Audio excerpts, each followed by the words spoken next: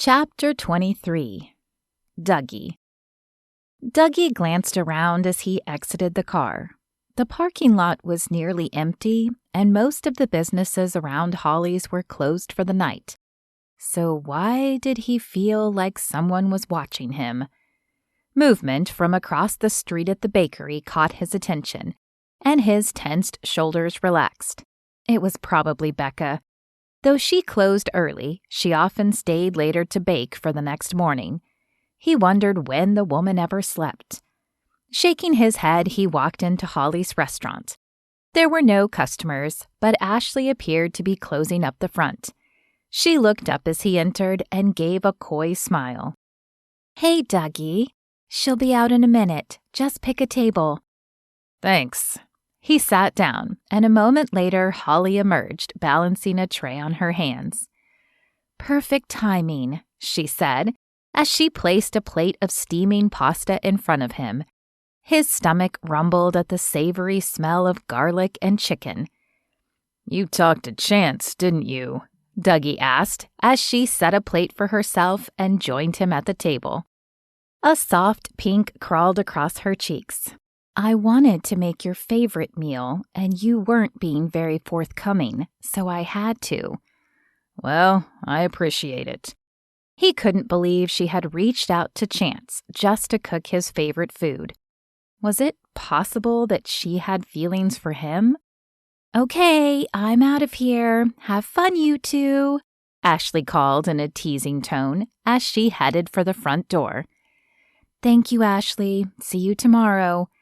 When the front door closed, silence fell. It was just the two of them now.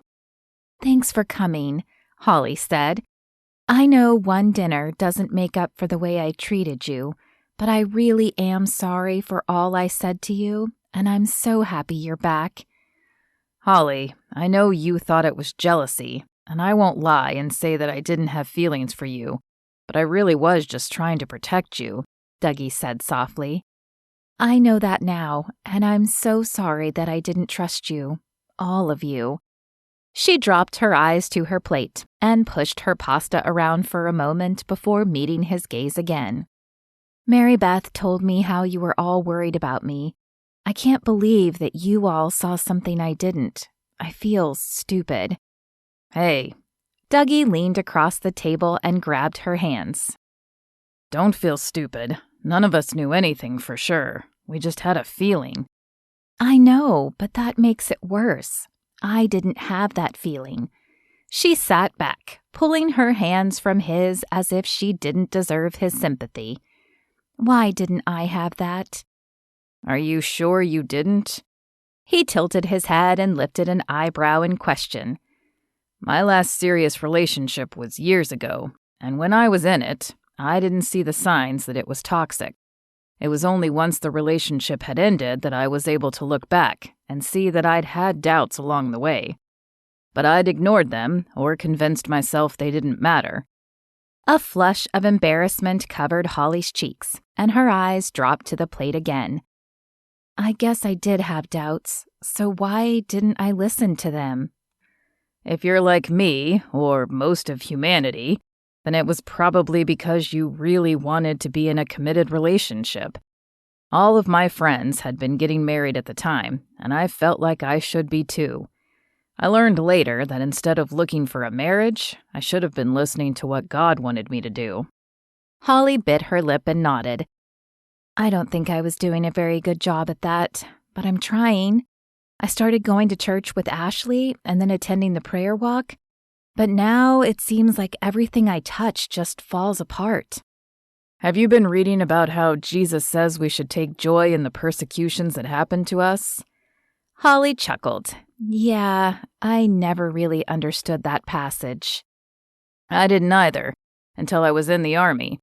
Then someone explained it to me. See, there's this spiritual warfare going on all around us, only we can't see it. Satan and his minions don't want us to share the word of God, but if we're lukewarm and not doing anything for God's kingdom, they have no reason to mess with us. It's only when we start doing things for God that they take notice of us and throw things in our path to try and stop us." So you see, the adversity you're facing means you're doing something right where it matters, for God. I can't imagine what, Holly said. All I've done is attend church and a prayer walk, that you started, by the way. But that's more than you've done in the past, right? Holly shrugged. I suppose. Well, it sounds like it's enough to get Satan noticing you. The good news is that God is also watching and protecting you. Holly sighed. Hopefully he can protect me from my father's PR rep who showed up earlier. Evidently, my story in the newspapers is hurting his re-election campaign. Hey, I'm here for you, whatever you need. Thank you, Dougie. I don't know how I can ever repay you. Dougie glanced down at their plates. The food was delicious, but he wanted to take Holly out on a proper date, one where she didn't have to cook. I know a way you can start. Have dinner with me tomorrow night. She tilted her head at him, a look of confusion gracing her delicate features. We're having dinner right now. I know, but you're always working, and you had to work for this one. I want to take you out so you don't have to work. Holly stared at him a moment longer.